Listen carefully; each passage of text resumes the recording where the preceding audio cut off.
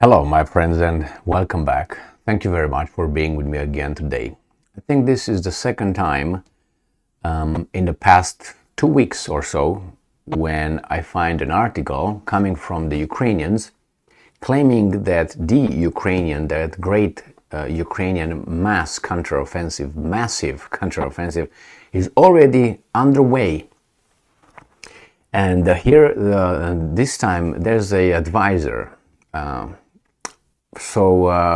I think as a president advisor, and this person, presidential office advisor. So he's not a weasel, just a weasel, regular, infantry weasel. This is a general weasel.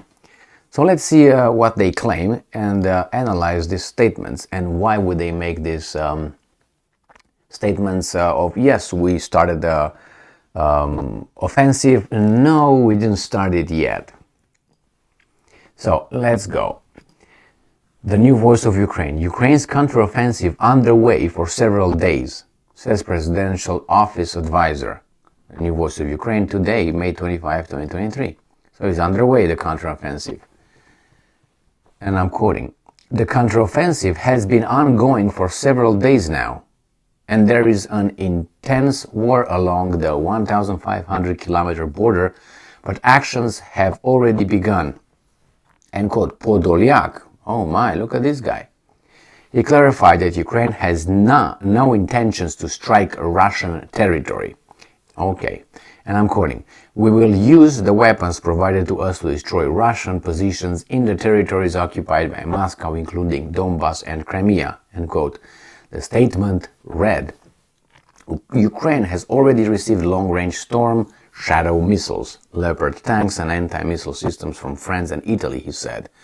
Emphasizing the significance of F-16 fighters, PodolyaK stated that they will enable Ukraine to ensure its airspace and achieve notable accomplishments. And I'm quoting, "If we had them a year ago, the war would have already come to an end," he remarked. I don't think so. If you would have given me that, I would have given you that. No, it doesn't work that way. Well, I can come with a different scenario. The president of Ukraine, Zelensky, stated on May 15th that the armed forces of Ukraine required a little more time for the upcoming counteroffensive. So that was 10 days ago. Interesting. Now, what do I think about this?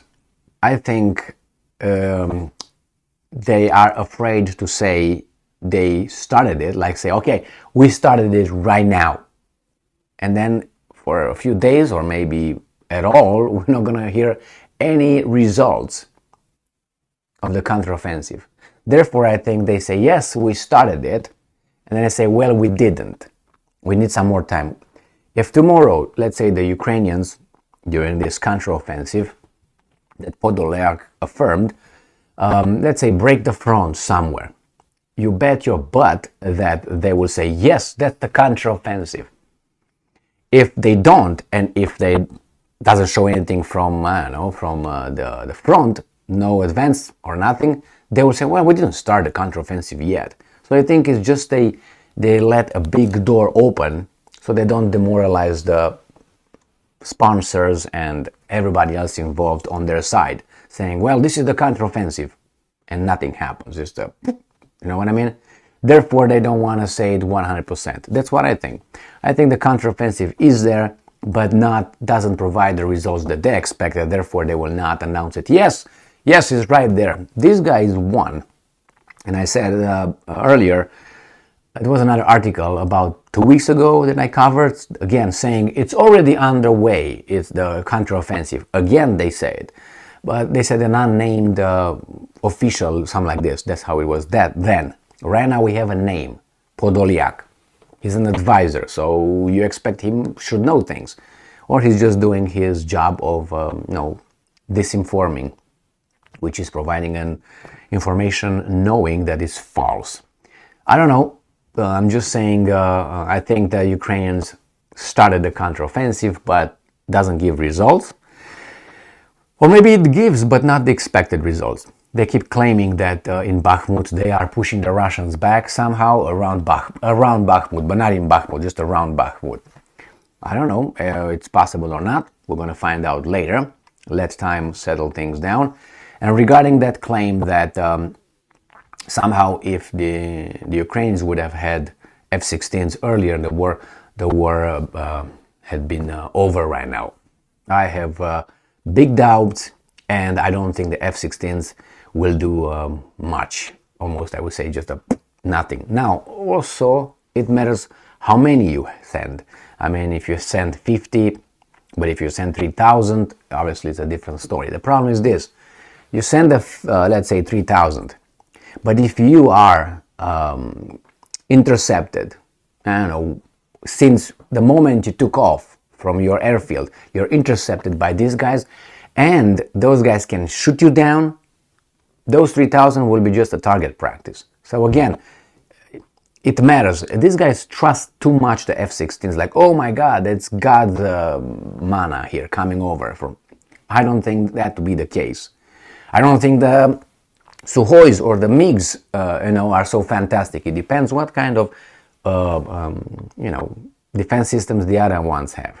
If they have a good one, you can't avoid it. Yeah, you do this, you send this, you have a limited number of little missiles to distract the incoming missiles. And then what? Veer away and go back because you can't launch your little missile. So it depends what the other guys have.